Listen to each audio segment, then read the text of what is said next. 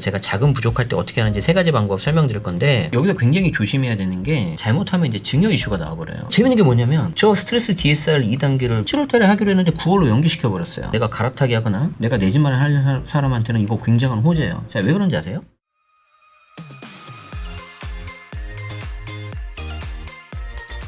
자, 저희가 지난 시간에 갈아타기의 세 가지 방법을 좀 알아봤는데, 그래서 결국에는 이걸 할 건데 돈을 어디서 구하냐, 이게 제일 네네네. 중요한 문제잖아요. 맞아요. 요거 이번 시간에 이제 알려주신다고 했는데, 자, 이거 좀 설명드릴게요. 네, 특히 이제 여기서 굉장히 조심해야 되는 게 잘못하면 이제 증여 이슈가 나와버려요. 증여는 우리 지난 시간에 설명드렸었죠. 네네네. 어떻게 하든지 간에 그 형식과 명칭 관계없이 누구한테 뭔가 이득을 줬다. 네. 그러면은 증여 이렇게 될 수가 있습니다. 자, 그래서 제가 자금 부족할 때 어떻게 하는지 세 가지 방법 설명드릴 건데, 첫 번째가 대출이에요. 네.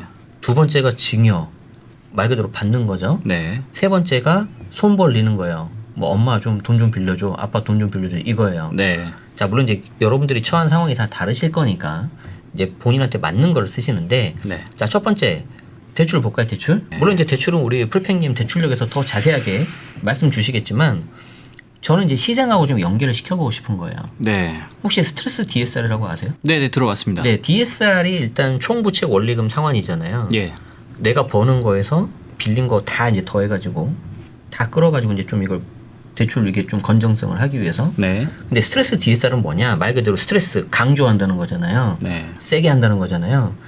어떻게 하냐면은 DSR로 해가지고 한도가 나오는데, 이게 우리 지난 22년에 미국 금리 인상이 급격히 올랐잖아요. 네. 누구도 예상을 못했잖아. 그렇게 많이 오를 거라고. 네. 그래서 스트레스 DSR은 약간 지금보다 금리가 어느 정도 오를 것 같아를 반영해가지고 한도를 줄여버려요. 이해되세요? 네, 그러니까 네가 감당할 수 있을 네. 거를 산정을 한다는 거네요. 아, 약간 달라요. 자, 네. DTI 같은 경우는 내가 딱 항목되는 것만 하니까 예를 들어서 한도가 이렇게 있어. 네. DSR은 담보대출뿐만 아니라 내 모든 대출을 다 더해버려요. 그러니까 한도가 줄여요. 네. 그러면 DSR 기준으로는 내가 80을 받을 수가 있는데 DTI는 100이었고 네. DSR은 80이었는데 여기서 가상으로 금리가 오른다고 보는 거예요. 그래서 예를 들어서 80인데 너 한 70만 받아 이거예요. 네. 약간 줄어. 그리고 언젠가는 이 스트레스 DSR이 이제 전부 다 이제 반영을 해가지고 또 한도가 좀 줄어들게 돼 있어요. 근데 재밌는 게 뭐냐면 네. 저 스트레스 DSR 2단계를 7월달에 하기로 했거든요. 네. 7월달에 하기로 했는데 9월로 연기시켜 버렸어요. 네. 관심 없는 사람은 이게 뭐 이래요. 근데 부동산 내가 갈아타기 하거나 내가 내 집만을 할 사람한테는 이거 굉장한 호재예요. 자, 왜 그런지 아세요? 자, 7월 달에는 저도 지금 굉장히 기다리고 있는데 정부에서 이제 세법 개정안을 발표할 거예요. 물론 이게 이제 최종 국회까지 통과가 돼야 되는데, 그래도 이게 어느 정도 세게 나오면 어느 정도 협의를 해야 되니까 네. 지켜보고 있단 말이죠. 자, 그리고 가을 전세 시장 저는 굉장히 좀 중요하게 보고 있는데, 이게 지금 9월하고 보통 10월이거든요. 추석 지나고 움직이거든요. 네. 이번에 9월 중순이 추석이란 말이에요. 자, 그럼 가을 전세 시장, 그렇잖아요. 지금 전세 시장 오르고 있죠. 네. 근데 요때 되면 더 오를 수도 있단 말이에요. 그 무슨 말씀을 드리고 싶냐면 7월하고 8월은 보통 비수기입니다. 주택시장이요. 예, 부동산 주택 시장이 네. 소강 상태가 들어가요. 자, 그런데 스트레스 DSR을 9월로 연기했다는 거는 지금 6월까지의 분위기가 7, 8월에도 이어질 수 있다는 거예요. 좀 더 쉽게 말하면 정부 입장에서 그린라이트를 준 거지. 사도 돼. 네. 살 사람이 있으면 그냥 사. 굳이 안 맞겠다. 안 맞겠다 이거예요. 자, 그러면은 소강 상태로 되려고 했는데 뭐 이게 그렇다고 막 갑자기 오르고 그러진 않겠지만 네. 뭐 약간 좀 비슷하게 갈 수는 있겠죠. 네. 자, 그럼 이제 9월이 왔어요. 9월이 왔는데 저 2단계가 시행이 되겠죠. 그럼 일부 5%에서 10% 정도는 대출이 줄어들 거예요. 네. 금융위에서 말하는 걸 기준으로 한다면. 네. 자, 그런데 개인적으로 9월 달에 전세 시장 때문에 매매 전세 갭이 더 줄어들 거고요. 두 번째는 개인적으로는 이때 미국발 금리 인하 얘기가 좀 나오지 않을까. 이거 지금부터 좀 스물스물 나오고 있죠. 나오고 있잖아요. 네네네. 그래서 지금 많은 분들이 9월 달 정도를 기정사실화하고 있잖아요. 네. 그럼 이제 그리고 미국 11월 달에 뭐가 있죠? 대선. 대선 있죠. 미국 민주당 입장에서는 어떻게 보면 좀 급해진 거잖아요. 뭐 물론 이제 그게 어느 정도 영향을 미칠지 모르겠지만 어떤 뭔가 좀 당근책 그런 걸로도 뭔가 금리 인하 소식이 9월 달 정도에 나올 수도 있지 않을까. 하도 지금 금리 때문에 고통스러워하니까. 네네네. 네. 그렇게 본다면은 7, 8월에 꺾일 뻔했는데 분위기 이어가겠죠. 네. 9월 달 또 이어가겠죠. 네네. 그리고 나서 이제 9, 10월은 원래 이제 성수기 돌아온단 말이에요. 네. 게다가 매매 전세 갭까지 줄어버리고, 그러면 내가 봤던 집이 매매 전세 갭이 예를 들어서 3억인데 얘가 2억으로 줄었다. 네. 어떤 생각 들겠어요? 3억이니까 살까 말까 고민 중인데 더 줄었어. 어떤 생각이 들까? 이제 좀 확신을 할 것 같은데요. 약간 그럴 수도 있겠잖아요. 네. 그렇죠. 그래서 저는 이거 대출 관련해 가지고는 특히 여러분들이 좀 잘 보셔야 될 것 같고, 그리고 세법상으로는 양도세 중과라는 게 있는데 다주택자, 예. 특히 조정 대상 지역, 서초, 강남, 송파, 용산 같은 경우에 내년 5월 9일까지는 양도세 중과가 배제가 돼요. 중과가 안 들어가. 네. 세금이 줄어들어요. 네네. 근데 이게 5월 9일 날 끝나거든요. 네. 연장될 수도 있지만, 근데 만약에 연장이 안 될 수도 있잖아요. 네. 그럼 연장이 안 되면 이거 양도세 어마어마하게 나와요. 그러니까 이걸 피하고 싶으신 분들은 언제 팔까요? 요 전에 팔겠죠. 네. 그러면은 우리 지난 시간에 또 잠깐 말씀드렸지만 주택을 사고 파는데 최소 계약서 쓰면 2, 3개월 걸린다고 했죠. 예. 근데 그 전에 상대방을 찾아야 되죠. 네. 그러면 한 4개월, 5개월, 6개월 전에 내놔야 되겠죠. 네. 그러면 5월 9일 전에 팔고 싶으면은 내가 언제 내놔야 돼요? 한 12월쯤엔 내야겠네요. 올 연말은 내야 되겠지. 네. 그래서 매수자분들은 올 연말 잘 보세요. 저런 물건 분명히 나올 겁니다. 네. 그래서 조건이 아마 달릴 거예요. 잔금을 내년 5월까지는 해달라. 아니면 그 전에 해달라. 네. 테스트 해보는 방법 간단해요. 예를 들어서 내가 내년 1, 2월 정도에 계약서를 썼다. 네. 그러면 뭐 예를 들어서 5월 15일 날 좀 해주시면 안 될까요? 그때 돈이 들어오는데 상대방이 절대 안 된다 그러면 적어요. 적을 가능성 높아. 아, 그러면 이제 빨리 네. 해주는 대신 한 1,000만 원 깎아주세요. 당연하죠. 이렇게 할 수 있겠네요. 당연하죠. 저 세금 엄청 올라가거든. 네. 그래서 대출적인 측면에서는 이게 있으니까 한번 필요하신 분들은 7, 8월 달에 활용해 보시되 늘 말씀드리지만 무리하게 하시면 안 돼요. 이건 이제 본인마다 다 다릅니다. 예. 자, 두 번째. 우리 지난 시간 증여 공부했었죠. 예. 성년 자녀는 5천만 원까지 증여세 없다고 했었잖아요. 네. 근데 이게 10년마다 바뀌니까 네. 그 전에 이미 증여받으신 분은 어쩔 수 없고, 자, 그리고 여기에 새로운 게 하나 생겼죠.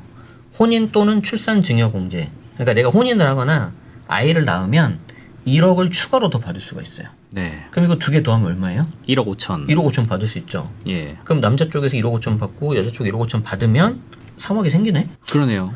그러죠? 네. 아, 물론 이제 좀 못 봐시는 분도 계시죠. 저도 그렇고 좀 속이 쓰리시겠지만 이제 필요하신 분도 계실 수 있으니까 요걸 제가 좀 말씀을 드립니다.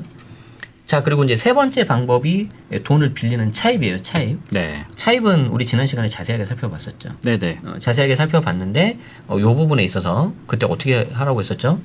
모르는 제3자와 거래한 것처럼 해라. 아, 그렇죠. 그래서 반드시 빌려준 사람, 그리고 이거 빌린 사람, 그리고 원금이 얼마고 언제 갚고, 제가 웬만하면 10년 밑으로 하라고 했었죠. 네. 그리고 이자 같은 경우에는 4.6%인데 줄일 수 있다 그랬었죠. 네. 그렇지만 무조건 무이자 하지 마시고 그 줄이는 차액이 연간 1,000만 원 넘으면 안 되고, 네. 그리고 무이자 하더라도 저는 단돈 10만 원이라도 매달 드리면서 이자라고 메모를 해라. 이걸 꼭 말씀드리고 싶어요. 그렇죠. 갚는 행위를 보여줘라. 네, 그걸 해야 내가 혹시라도 소명 요청이 갔을 때 떳떳할 수가 있습니다. 네. 이거 봐라. 내가 이자 주지 않았냐. 네네. 항상 우리는 증거주의. 그래서 이건 명확한 증거가 되거든요. 네. 자, 그래서 제가 요거는 하나 좀 안 가져온 게 있는데 최근에 나온 기사인데 저도 보고 깜짝 놀랐어요. 이건 사실 상속이 게시돼서 그런 건데 로또 그건가요? 아니요. 아, 네네. 동생이 누나한테 5천만 원을 빌려준 거예요. 네. 그리고 이제 다시 빌린 돈을 누나가 이렇게 갚고. 그런데 좀 약간 석연찮은 것도 있어요. 현금으로 어떻게 했나 봐요. 네. 그리고 이제 이체를 했는데 돌려줬으니까 그냥 뭐 상환 이렇게 써야 되는데 어르신들은 그거 잘 모르실 수도 있고 복잡하니까 귀찮으니까 안 하실 수도 있잖아요. 네. 그런데 그 누님이 돌아가신 거예요. 그러면 돌아가면 이제 상속이 개시가 되잖아요. 네. 그러면 최대 10년까지 그리고 최근 2년 거는 계좌를 다 봅니다. 근데 그 계좌를 봤는데 용처가 불분명해. 그러면 이거 상속세 과세대상 자산 들어가 버려요. 아, 이 돈을 왜 빌려줬는지. 네네네. 아, 근데 거기에 이제 별도 어떤 기재가 안 돼 있었나 봐요. 네. 그래서 5천만 원에 하고 뭐 4,500만 원 이렇게 계좌 이체를 했는데 네. 그걸 증여세를 때려버리더라고요. 그냥 줬다고 생각하는군요. 네네. 깜짝 놀랐어요. 그래서 이제 거기 노원구였는데 네. 그 판사님이 뭐라 그랬냐면 물론 판사님 그 판결문 입장은 이해가 돼요. 네.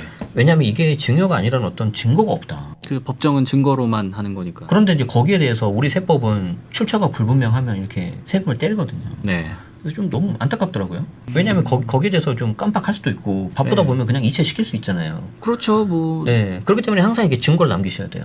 아니면은 뭐 그게 불편하시면 네. 뭐 남매지간이니까 누나 돈 잘 썼어. 아니면 동생아 내가 돈 잘 보냈다 문자라도 남겨야 돼. 네. 그래서 그런 핸드폰 같은 것도 되게 잘 갖고 계셔야 돼요. 없애면 안 돼요. 그 모든 게 다 증거가 될 수 있어요. 네. 좀 너무 안타깝습니다. 물론 이제 남매지간이니까 기타 친족 1,000만 원밖에 공제가 안 돼요. 네. 1,000만 원 빼고 나머지 다 이제 세금이 나온 건데 좀 이게 정서상 과한 것 같다. 좀 현실성 있게 좀 공제 금액이 바뀌면 좋겠는데 뭐 그 판결을 하신 판사님도 어쩔 수 없겠죠. 지금 법이 그러니까. 네. 예, 그래서 좀 이걸 그 7월달에 또 세법 개정이 나온다고 하니까 국회에서는 네. 좀 이걸 좀 현실성 있게 해서 일부라도 네. 반영이 되면 좋겠다는 생각을 합니다. 네. 자, 그래서 우리가 지난 시간에 이걸 한번 봤어요. 내가 갈아타기를 하고 싶은데 네. 부동산이라는 게 돈이 많이 들어가잖아요. 네. 그래서 내가 대출을 좀 더 받든다든지 지금 한도가 좀 괜찮을 때 네. 아니면 좀 여력이 되는 선에서 증여를 받는다든지 그게 안 되면 일부 차입을 하고 당연히 나중에 갚아드려야 됩니다. 이거. 네. 이 방법 중에 뭐 하나, 두 개 혹은 세 가지를 다 동원해서 자금을 마련하시고 그 다음에 갈아타기를 하시든지 세를 끼고 사두든지 네. 아니면 묻어두고 그냥 잊어버리시든지 네. 본인 스타일에 맞게 좀 하셔야 될 것 같아요. 네. 그래서 이게 왜 이 말씀을 드리냐면 우리는 이제 자본주의에서 살고 있으니까 누구다 다 이렇게 인플레이션을 피할 수가 없잖아요. 네. 근데 인플레이션이 간접적인 어떤 세금이란 말이에요. 화폐 가치가 떨어지니까. 네.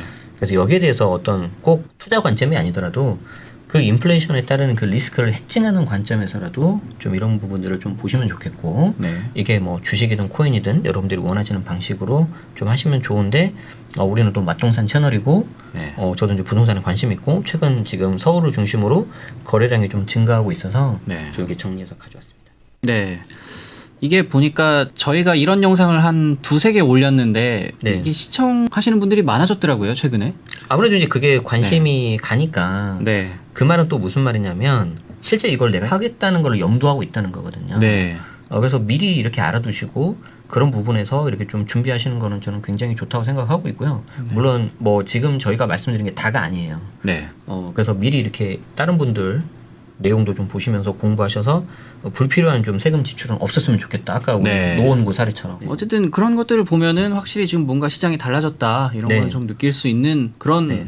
지표로 좀 보입니다. 네, 여러분들 생각도 이렇게 댓글에 네. 담겨주시면 좋을 것 같습니다. 네, 그럼 여기까지 알아보겠고요. 저희는 또 다음에 좋은 영상으로 찾아뵙겠습니다. 감사합니다.